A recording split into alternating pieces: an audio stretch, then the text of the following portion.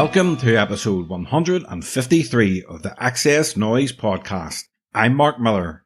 Thanks for listening. In this episode, I speak to Rob Spragg, also known as Larry Love from Alabama 3, to talk about their new studio album, Cold War Classics Vol.2. If you missed the previous episode, I spoke to Liam Croker and producer John X from electro-funk soul sonic collective Wenatchee. So check it out. And if you like the podcast, please subscribe on your favourite listening platform, give us a rating, and leave a comment.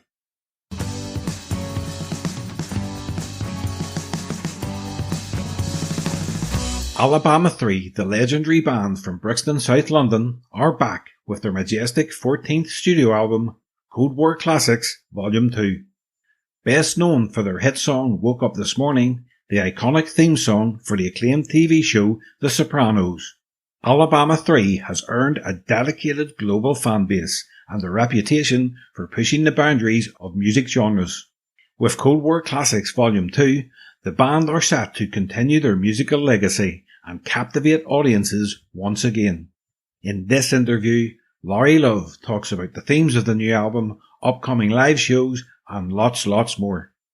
So sit back, relax, and enjoy the XS Noize Podcast with Larry Love from Alabama 3. Hi Rob, welcome to the XS Noize Podcast. Thank you for having me, Mark. It's nice to be here. Yeah, it's great to have you back. As I said, you were on the podcast way back in the beginning, so it's great to have you a few years later. I'm alive. I wouldn't say kicking though, Mark. I like to go back to the start, Rob. Can you remember the first band or artist that made you pay attention to music? Funny enough, I was brought up a Mormon, and the first gig I ever went to was the Mormon Tabernacle Choir in the Royal Albert Hall in London. And I wasn't allowed to hear sort of rock and roll really, as you can imagine. But so from my first gig, which is the Mormon Tabernacle Choir, I then snuck out. I remember when I was about 14 and I went to see Hawkwind in this little small place in Ebervale. And I started getting into, and I said from Hawkwind, I got into sort of punk and stuff. I think the first record I bought was Stranglers, Black and White. But I grew up in sort of South Wales. I remember the Pistols played Newport. That was quite a big event, you know what I mean? So, yeah, I had quite a strange musical upbringing. My mother played piano in the chapel, so I used to go and have to help her out with the chapel fucking singing and all that. So I'm quite strange. It was the devil and the Lord, you know what I mean? But I ended up with the devil, so we're all good. Alabama 3, you're known for your unique blend of genres, mixing country, blues, and electronic music. What inspired the fusion of styles? Well, I've always been, I think it comes from, as I said, being brought up in kind of American gospel, which are Mormons all the time. I quickly learnt there's quite a crossover point from gospel to rock and roll. You look at Little Richard, you look at Elvis, any of them, do you know what I mean? James Brown, Aretha, do you know what I mean? Things start in the church and then become increasingly secular, do you know what I mean? So that was a kind of initial impetus. But around 1987, 88, I got into the raves kind of scene, and I was working in the studio a lot with samples and stuff. And I was kind of realizing that you could mix like some of this old sort of 4-to-the-floor blues with 4-to-the-floor house music. Do you know what I mean? And it had the same correlation.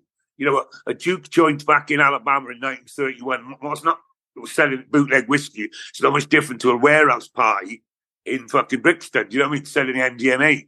It had the same kind of bacchanalian collective kind of response. So I spent the late 80s, early 90s kind of working with samplers and stuff.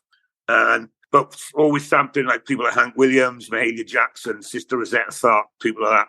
And then I kind of went, I don't just want to be a DJ. I want to kind of get a band in it, you know. So we started recruiting band members. And this was the height of Britpop as well, where all things are British, you know. And we sort of went two fingers to that. I said, we're American, you know, we're homage to America, basically.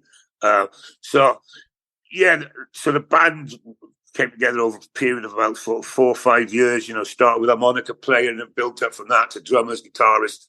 I've got a fucking 12-piece band now, you know what I mean? It all went wrong. I know. I'll never forget when I first heard Alabama 3. You know, nobody sounded like you guys did.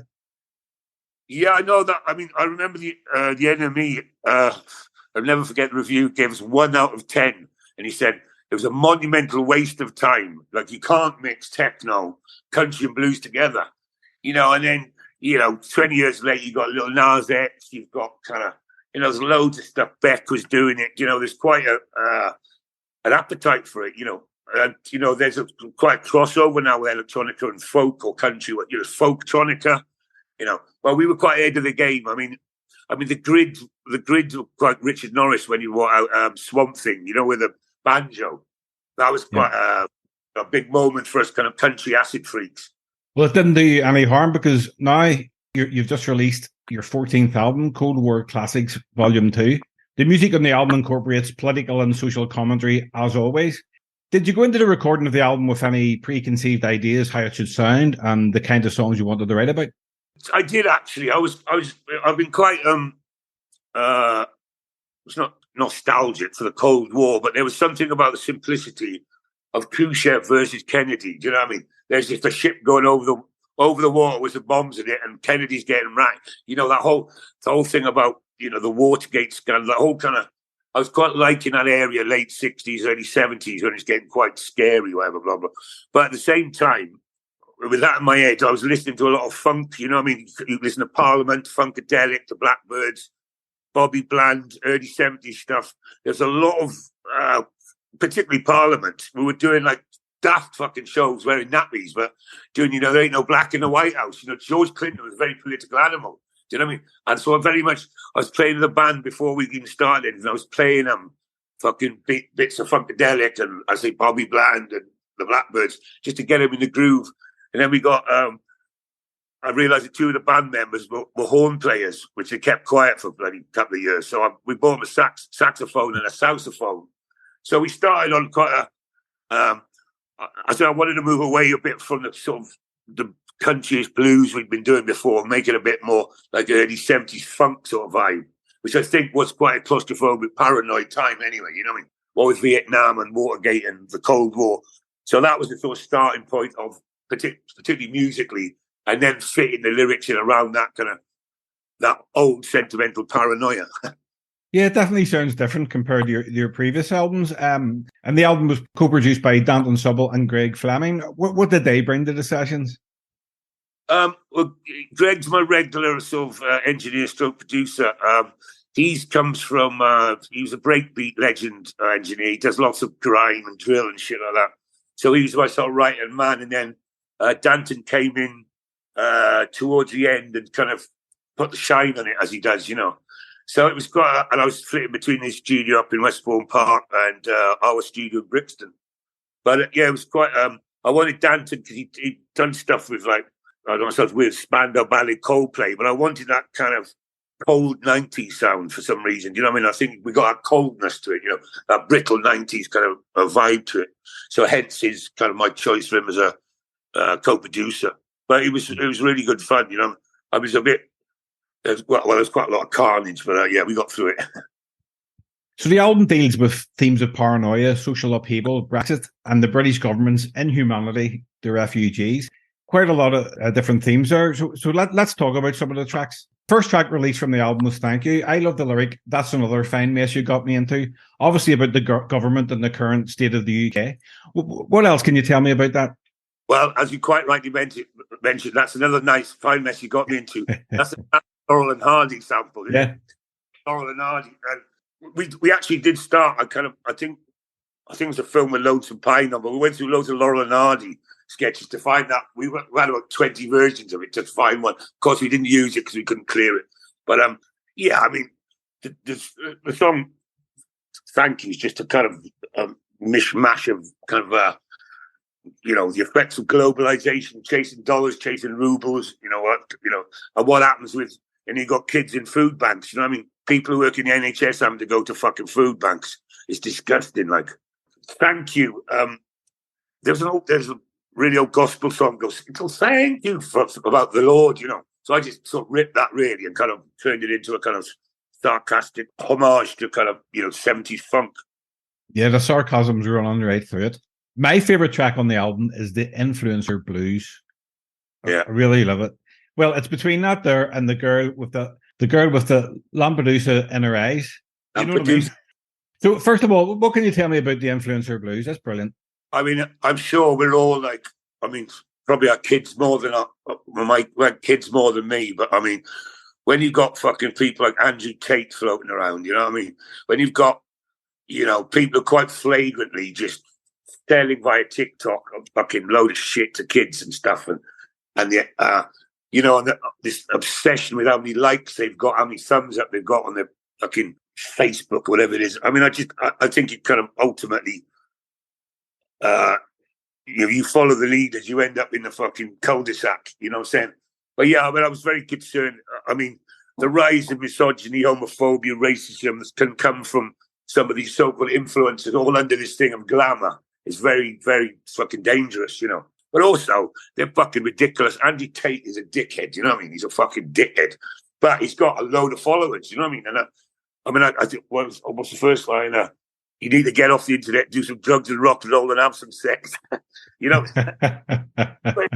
All spend too much time on our fucking laptops, you know what I mean? So it's like, go and influence yourself, you know what I mean? Yeah. I just don't get the whole influencer thing. Yeah. Well, you might be an influencer, Mark. You never know, mate. Could be, you know, with your power of persuasion, your charm, your radio etiquette. I would never call myself an influencer. It's, you know, if I'm putting people on to good music, then so be it. That's the whole point of it. Yeah, I'm happy enough doing that, you know. I'll call you an arbiter of taste. An arbiter of taste, that's me.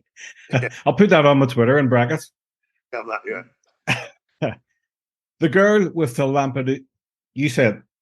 The girl with Lampedusa in her eyes, yeah. That's it. Tell me about that. Yeah, well, Lampedusa is a really beautiful island just off Italy, and it wasn't the actual. I don't know if you remember when there was that singer that little boy who was washed up on the beach. Yes. Well, that was close to Lampedusa, but Lampedusa is the main island I think they've gone to from Libya and stuff like that, and it's off. There was a horrendous thing there recently about 6 weeks ago or something, where about 70, 80 bodies just washed up on the shore. And the song is just, it's about a little girl in Syria who's being bombed, and the only thing she's got to watch is a television. And I was thinking how crass, you know, doing this album, how crass the pomp and circumstance around, and the amount of money wasted on the fucking coronation. And you've got kids around the world who are going to be looking to that, you know, like seduced by it. It's about a little kid who kind of sees on a broken TV in a bombed basement, you know, kind of this dream of something, you know what I mean? Names of celebrities that lit up Oxford Street. It's about a dream, and it says, I've got Nick Reynolds with your monocle, and she got London on her mind. And we forget the dreams kids have, you know, and the risk their mum and dads will take, you know, to get them to a better dream. And it's not, I understand the evil of people smugglers. I understand, you know, well, I don't understand Suella Braverman's fucking stop the boats policy, but I mean, I understand there's concerns about migrant refugees, but it's just a fucking basic call for humanity. And just remember those kids on them boats, you know what I mean, with hope in their eyes, you know. And basically, it's about she didn't get to London, she got to Lampedusa and was washed up on the beach, you know, which is sadly very much the case. And the thing is, after what's going on in Israel now, we might get more. Oh, totally. I mean, the world is, you know, refugees are now part of war strategies. You know, Putin showed that, you know, the same is happening in the Middle East. You know, that's just as an effective a weapon to send. You could destabilize the whole, you know, what Hungary, I think was Hungary doing or something. They were releasing migrants to a corridor to get to Poland, just to fuck Poland off, you know, because they're in NATO. It's just, man's capacity for inhumanity to man has just reached a whole new level. I know everyone's getting, well, it's not as bad as the First World War, whatever. But I think, yeah, the planet is increasingly mobile. People on the planet are mobile and have to be by dint of global warming, by dint of, you know, collapse of economic infrastructures, blah, blah, blah, by the fact of geopolitical concerns. And we have to, I think, somehow work out a better way of humanizing the situation, not turning in a political thing that could be picked up by fucking the far right. You know what I'm saying? If I'd never seen The Sunshine features Sopranos Uncle Junior, played by Dominic Chianese, on vocals, how did he get involved? We did, just before COVID, we did a festival, Sopranos, it's called Sopranos Con, big convention in New Jersey. and it had all the crew and the cast there, everyone apart from, of course, James Gandolfini. But we ended up, he was one of the first people we met there, Dominic was, and he just come over to us, and he was treating us like fucking celebrities, you know what I mean? And he was introducing us to all the cast and all that, really proud to know us, and it was such a beautiful moment. And he was he must have been, he was 80, he must have been 88 then, he's 92 now. But we did Woke Up This Morning at the convention when the last one song, all the cast jumped on the stage. It was mental. Mark, if it was a normal gig, the bouncers, get off. But all the cast were all jumping around. This footage on YouTube. Then he come on afterwards and sang, wasn't Ness and Dorma, but it was a beautiful Neapolitan sort of old mafia love song sort of thing. And he came on afterwards. His fucking voice was absolutely amazing. And I got chatting to him. He said, well, next time, if I'm ever in England, I'll give you a ring. And we thought, yeah, whatever. And fucking 3 months ago, we get a call off his manager going, guess who's in town? Right, we fucking dropped everything. They're coming down the studio. He come down the studio, had a wicked day, played. We got a couple of tracks to do with him, which I haven't released yet, just him playing the blues guitar. And it was so, it was really energizing working with him. I was saying, what's the secret of your energy stuff? And he said, I'm a jobbing actor. He said, I've been working in care homes doing music therapy since I've been about 60 years old.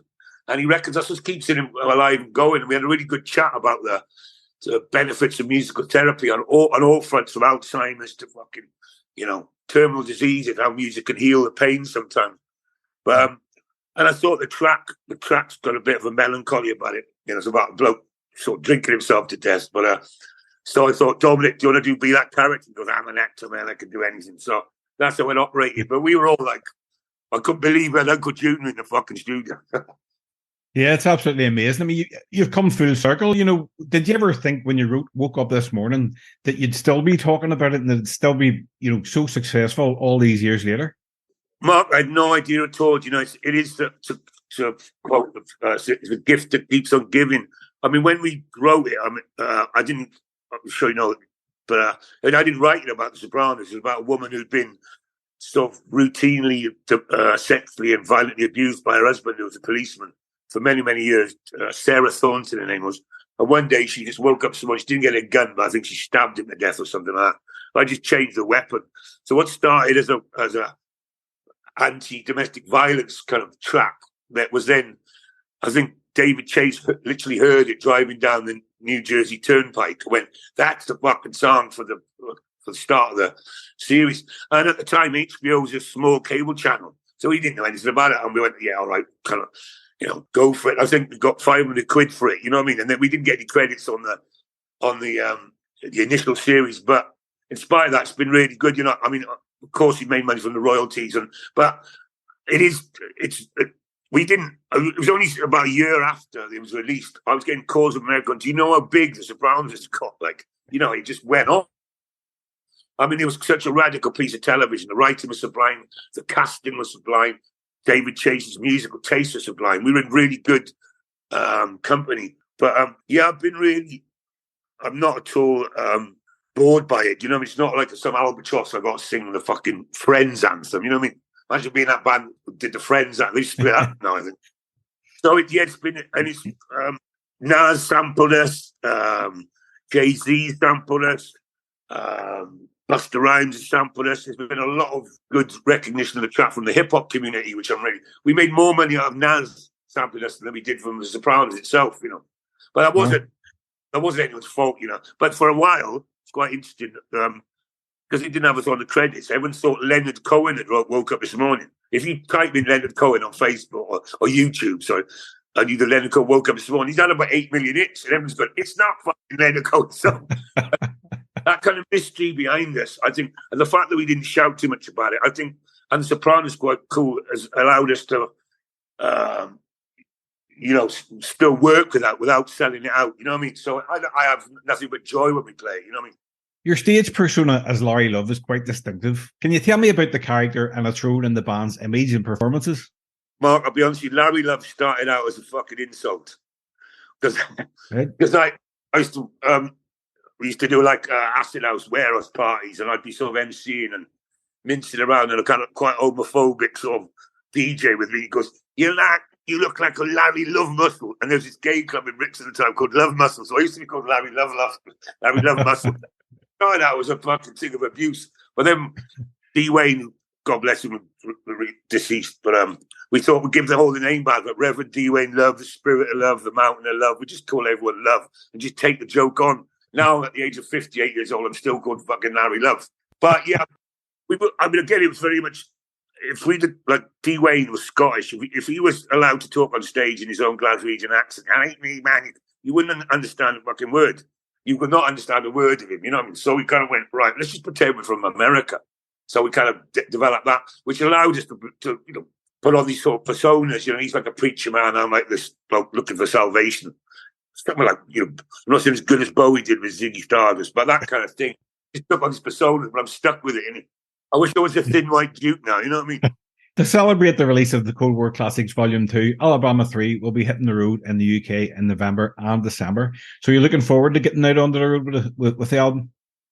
Yeah, very much so. Yeah, I mean, it's always a bit nerve-wracking getting the songs, taking the baby out of the pram and getting it walking. But I think, the baby's ready to run the marathon. We did a little bit of a warm-up tour in sort of Scotland and Ireland a couple of months back to get the band ready for it. But yeah, we got our own section.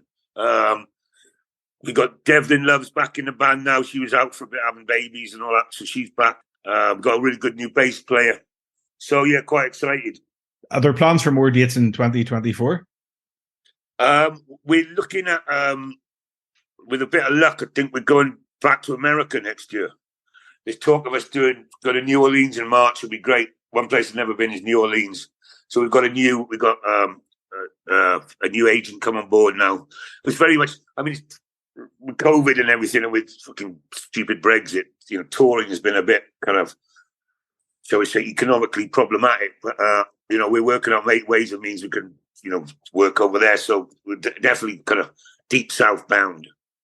So how important is it for you to be making new music, not just going out there and going through the motions and playing the greatest hits, but staying active as a musician creatively? It's really important, Mark. I think. I mean, I'm blessed to have. We've got a club I share with my manager Jonathan, who's from. He's a Connemara Galway fella, but he's got a really good club called Jam in Brixton, and we've got studios above that. And we've been there from the beginning of the club, which has been there for about 18 years now, and it's right embedded in the middle of not the middle of Brixton, just outside. It's not so gentrified, but for me as an artist to have those facilities and to be able to surround it, to live in a place like Brixton, which is really multicultural music, the musical ideas are everywhere, do you know what I mean? Particularly amongst, the Jamaican community we live in. So for me to, I'm in the studio most of the time, and we do a lot of work. We just produced an Irish band called Old Times who's supporting us. We just did a Channel 5 score for this thing called The Horde, which is coming out in January.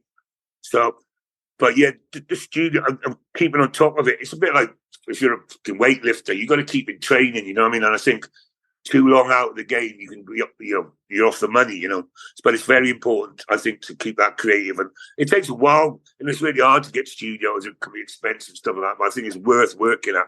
Well, having said that, a lot of these drill artists who make amazing music do it in their bedrooms, you know what I mean? So you don't need a big studio necessarily. But I think if you want to be serious about music, it is a 24/7 job, you know what I mean? Keep your notepad on you. Make sure all them stupid lyrics that come to you 4 a.m. when you don't want to write them down. Got to learn. I talked to so many young musicians, goes, what's the secret? I said, just fucking write. Have a pen and paper with you at all times. Or if you wake up in the morning and I'll remember, write it down. You know what I mean? Keep your brain charged up for those moments of inspiration, because you don't know where they could come from. I'm never a believer in going, well, we go to the studio and think about something. You should be writing on the bus or when you're having your teeth done, you know what I mean? Well, I suppose as the music industry's evolved, that's how you've been able to adapt and continue to thrive in the changing musical landscape. I know the music industry is like, yes, an antiquated beast still desperately trying to claw onto there's money, but I mean, you can't stop the kids. The good thing with technology is kids in it, what they're doing at 14, 15 years old is amazing now. And that's really inspiring to me. I'm really inspired by all the youngers that hang around, all the different beats you hear on the top bus of the 159 going to Brixton at school hour. You know what I mean? It's kind of all that kind of musical cacophony is kind of really stimulating. even though you get a bad head after about half an hour. Apart from the new album, if you were to recommend one of Alabama 3's albums to someone who had never heard the band before, what album would you tell them to start with? If they wanted, I mean, I was quite determined. I was going to make the first album, Exile Cold War Classics, was very much the manifesto. From that point, all things led off from it. You know, I mean, there's acoustic ballads on there. There's kind of techno. It's kind of that's probably the most completest of records. But Exile and Cold War Classics. But I'm always going to love my first child. You know what I'm saying? More than the rest of them. No, I can't say that. I've got 2 kids. I can't say that. No, I love all my kids equally. But yeah, there's Hits and Exit Wounds was Volume 1 and Volume 2, which is compilation and stuff. But I mean, the album's kind of, from Exile and Cold War Classics, you can take your mood from and choose other albums. Some albums are acoustically blues ones, some are fucking weird techno, some are, some are like mixtapes, We're a bit, some say too eclectic, Mark, but that's what fucking Tesco's is all about. Well, here's one. If people want to understand your music, what are the 5 songs they should listen to? Are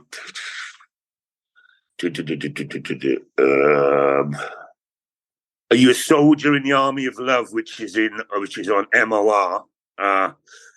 Hypo Full of Love, the 12-step plan off Exile and Cold War Classics. Too Sick to Pray off La Peste. Whacked off Step 13. And The Road Goes On Forever and the Party Never Ends off Cold War Classics Vol.2. Is that 5? Yeah, and you're the quickest ever to answer that question. I like to ask my guests the following questions. If you could go back and relive one musical moment from your career, what would it be? I would have got off my arse in Glastonbury. Would not have taken that fucking stupid line of ketamine someone gave me and missed out on playing with the Magic Band. Captain Beefheart's the Magic Band. Yeah. They were playing Ivory in Islington, and I was invited to be Don Van Vliet, and I fucking chose to stay, or was spiked whatever, in Glastonbury, lying in a fucking field covered in mud, and I could have the opportunity to play with a Magic Band. I ended up working with a few of them afterwards. Gary, what's his name, who plays slide guitar, but that's one of my regrets not doing that. Wow, that would have been amazing.